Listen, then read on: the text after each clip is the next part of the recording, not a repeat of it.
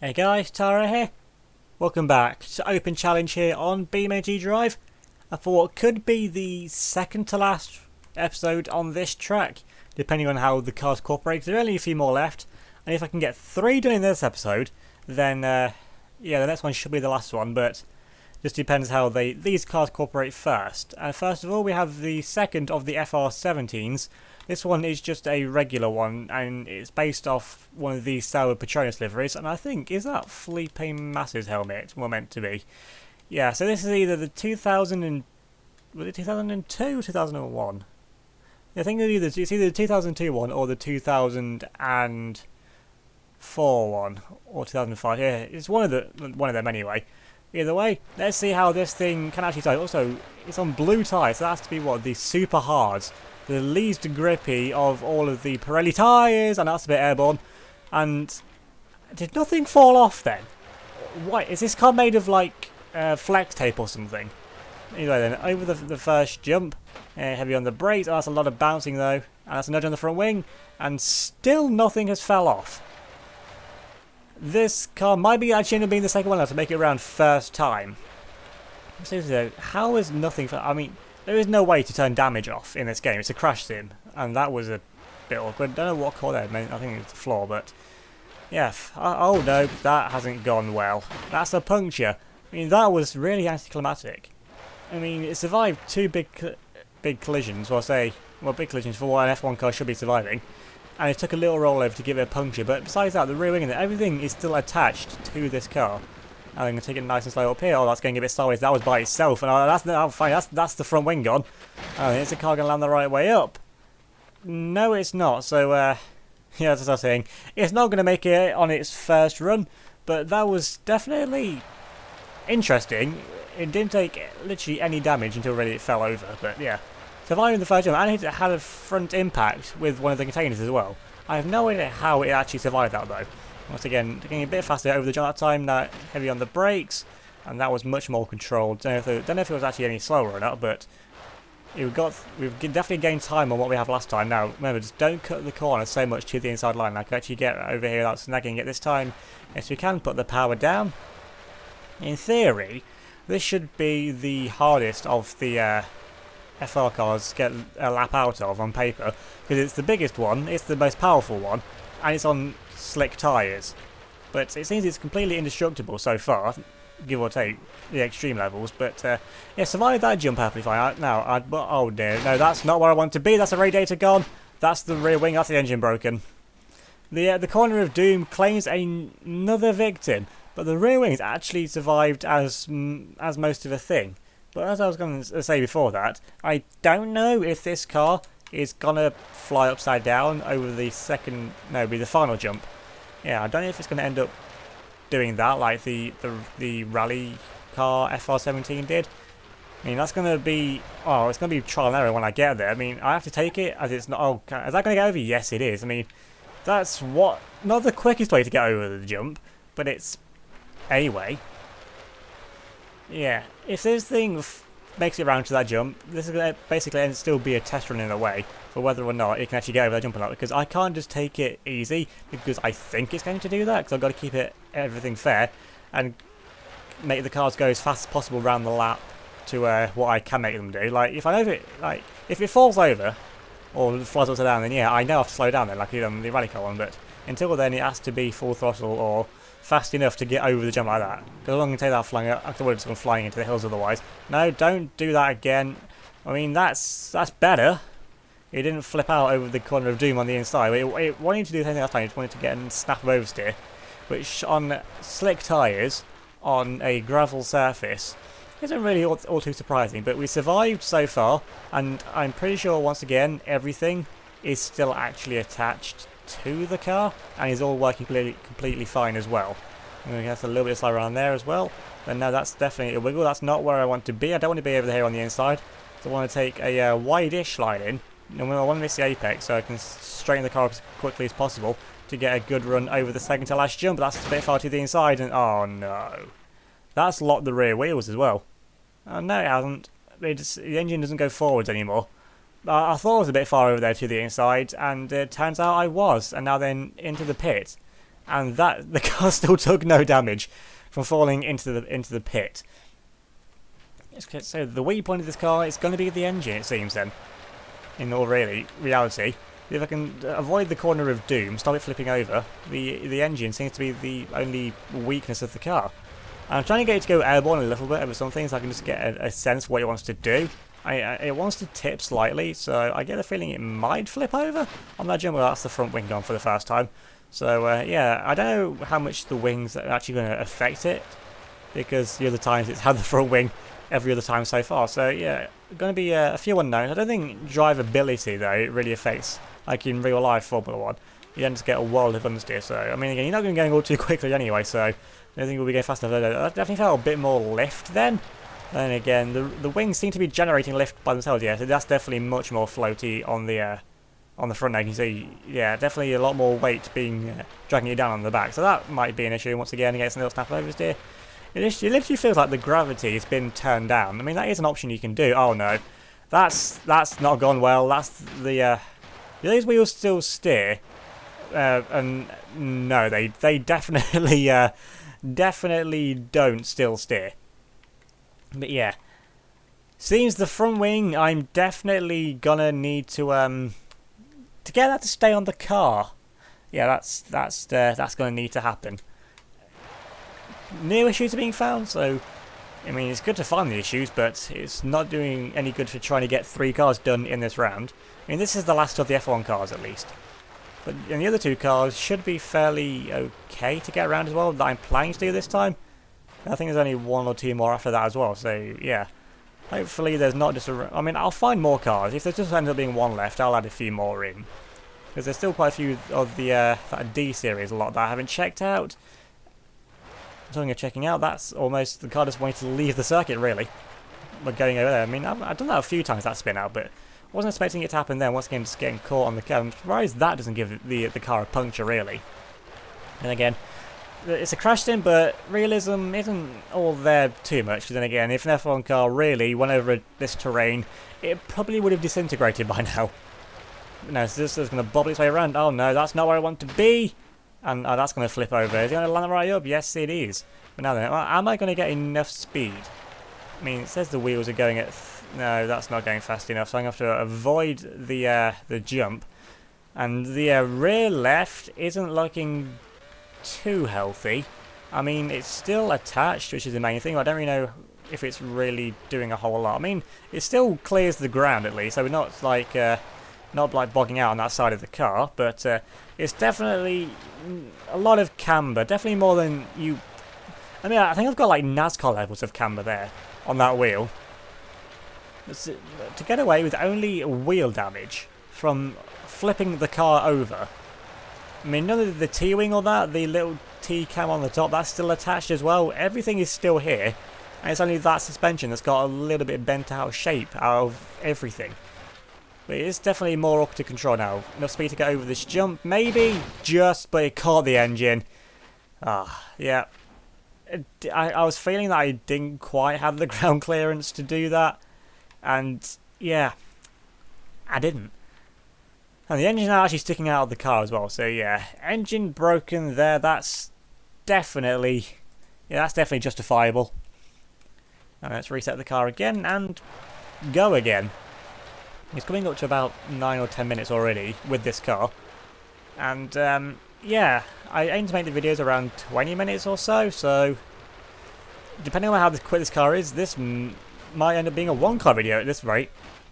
I feel like if we can just stop having the snap oversteer, then it should be okay to get a lap out of. But still, I haven't even got to that final jump yet, so this run could be perfect, but if it falls over the final jump, then it's going to be really... I mean, if I can get it in a straight line, it might fly to the finish line, or like scrape that line. If it crosses the line upside down, or anything, that still counts. I mean, I have a cruel rule where if it's not moving at 20 miles an hour, it's counted out. Oh, that was slow. I just got away with that. Actually, you could not go any slower than that, but if it's upside down or scraping its way along the floor, until the car stops, if it crosses the line like that, then I'll count that. I mean, judging by the way this car is bouncing around and feels like it wants to flip over, I feel like that may well end up being the way it actually gets to the finish line, really. We just got to deal with the most troublesome jump, yeah, which is definitely causing the most problems throughout this track. Because usually the cars are all damaged anyway, so like we saw last time, it only took a bit of suspension damage, but that was just enough to slow it down enough to whack the engine out of the car in certain parts of it. Now get that wide line in, and you get the car straightened up. Now then, that's not going to be fast enough, I don't think. And we'll try it anyway, because it has got a huge amount of speed, and it's over. That somehow worked.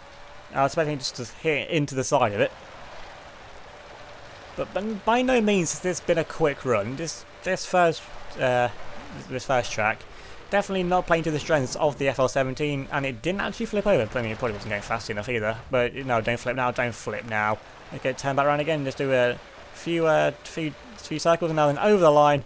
And that's probably the slowest car to get over the line like that. I mean, yeah, the what was it last time? Oh, this car actually has a handbrake. I don't know if F1 cars actually do have handbrakes, but this one does anyway. Yeah, that was... It took longer than that. Definitely took a lot longer than what I was thinking it should have done. But now then, on to the next car. And they're both from the same category. If I actually manage to get three of these other two cars done.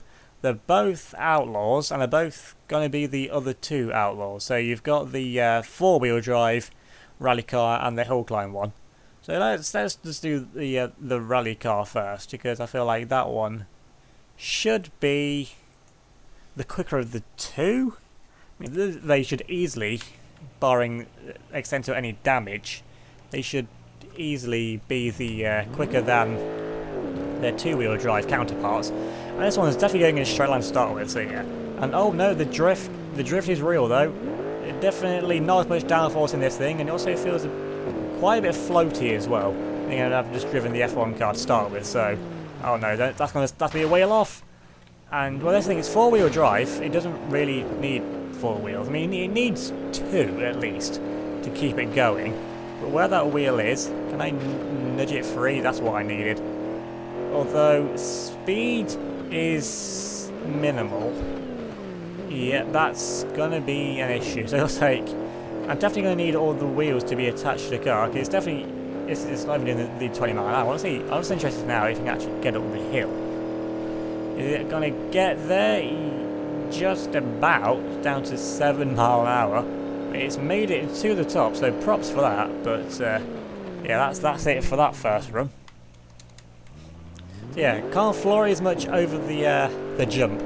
Also, the colour scheme on this car, I've noticed, is absolutely horrific. Dark green with some like ultra blue. That is not a good colour combo, and that's also not a good line. And it's upside down. Can it go over the jump upside down? I mean, yes, it can, but the wheels fell off again. So that was yeah, I'm used to a lot of downforce, which this car it has front and rear wings, but they don't really do a whole lot. I think let's see if the wings actually came off, which they're probably going to. Oh yeah, there we go, right on cue. That's literally not going to make any difference to the handling of the car. Now heavy on the brakes. So we're going to miss the container, and oh no, that's the wheel off again. For this time, it's actually going a bit quicker. Let's get around the container. It's nice because I can't cut out bits of the course. Now then, with the wheel over there actually detached, yeah, this is definitely going quicker. Although the engine has just decided it doesn't want to continue, so the car's got a bit mardy there. Definitely got to take a lot less speed over the first jump, it seems. Just trying to get the car slowed down. There is not a lot of grip in it. I doubt it'll be on slick tyres, but you never know. I mean, the other one I don't think was. So that's 70 mile an hour. Is that going to be too much still? It's just about on the limit. Yeah, 70 mile an hour is probably as much as I'm going to get away with. But now, where the front wing is, that could be an issue. Because I think it's going to drag its way along. It just depends if it actually gets stuck. I mean, it's not as bad as the hill climb one, where the front wing takes the whole length of the front of the car. No, it's dragging underneath. There we go, that's it gone. Definitely felt lost in speed, so it must have got stuck under one of the wheels there for a second. So that's a little bit of a drift there, but it worked, and now then. Going up to this jump for the first time, it's definitely not going to flip over. I mean, you're saying that, you can do that, that's the rest of the nose structure gone. Now over the jump, that's perfectly fine. Now then, corner of doom, let's avoid that.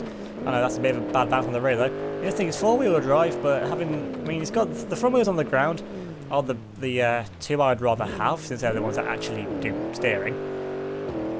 I feel like this car's taking stuck down. The speedo is having a lot of issues keeping up, so that's problematic. I mean, if it says above 70 mph, then that's gonna be that's gonna be fine. But yeah, this is definitely not doing 70 mph. And then over the jump, yeah, that's made that no problem. We get a little bit of a bounce. So let's not go over here. Thankfully, there's no rocks or anything over that part. Now over the final jump, and we're a bit farther over the inside. That's probably the furthest thing I've actually may have got on that jump. But now this is going to be able to run now up to the line, and it's made it relatively unscathed. Only losing its front wing on the initial jump. Now it's lost its rear wing, but the rear wing isn't important. But now then, that does mean also we now have time to do the final car as well, which is going to be the 4-wheel drive hill climb version. And I'm saying this, I can't remember exactly which one I did before. I do remember a lot of horrific turning ability, so I'm just trying to get the car in a straight line. Didn't work, so yeah, it's definitely the 2-wheel drive ones that I did the first time round. I think I had a 5-litre V8. I mean, then again, it didn't exactly go very fast anyway around the lap, so can't put that all the power down. So put a 1-litre i3, and it probably would have made too much difference. I mean, yeah, well, it would have anyway. Now then, the hill climb one. Let's see if this. Definitely it should be, or yes, that's all right. But now then, the hill climb one should be the fastest of the 4, being 4-wheel drive, but then again, this thing is probably going to be on slick tyres. And it also feels rather floaty again. But definitely going to float, it's got more downforce, definitely. But the floaty feel is still there, so that's the front wing gone, and that's a bit pinned off the rear wheels. I mean, that slowed the car down a bit, although I'm still going to make contact with the container. I thought at 50 mph, that would have been perfectly fine, but it seems not. I mean, this thing. Yeah, it's definitely floater on the rear at slower speeds, but overall, once it actually gets going, it feels a lot better. The front wings don't make a difference anyway. Well, that is a lot of understeering again. I don't think there is really an optimum way to take that bit over there. And I'm going up to the jump now for the first time, still on the first run as well. Oh, that's the rear wings had enough. And over the jump, yeah, that's made that perfectly fine. Oh, that's something else gone. But I don't think that was probably all that important anyway. I think it was just a bit of metal on the side. But yeah, as long as the actual structure... Why is the engine just given up? That happened. Okay. Well, then we carry on. Yeah, the engine having enough, that's... seems to be a problem with these cars. Again, the other one had lost a wheel anyway. Oh no, can't carry that much speed around there. That's definitely a mistake on my part, but it hasn't damaged the wheels though. The wheels are actually still attached. How did I get away with that? And then can I get back onto the track though without damaging anything, really? I mean, nothing came up as being damaged from that, so I guess I got away with that. This thing. Without all the other wings, it's definitely more problematic to drive. Definitely, yeah. The understeer is... Oh, that was... Why? The cars are still going around in a circle now. Alright, no, let's go. I think the car's possessed, quite honestly. Okay, get it going over the hill. Yes, we can. This guy's not at all happy. Oh, the speedo's actually working again now. And then over the final jump, yeah, that's gone okay. Oh, that's a bad bounce. That's a bad bounce. Oh, that's wheels gone.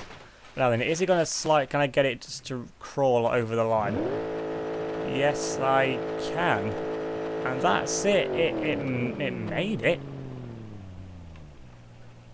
Well, that was... that was definitely the first attempt as well. I'm pretty sure about that.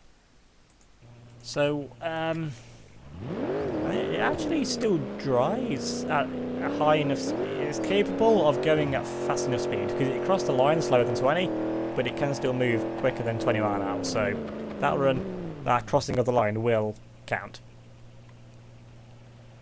So if you enjoyed these 3 cars, definitely got less problematic as they went on, then leave a like on this video, leave a comment down below as well, and I'll put the times the cars got up on screen now. So remember to give me a follow on Facebook, Twitter, and Instagram. They'll be linked in the description down below of this video.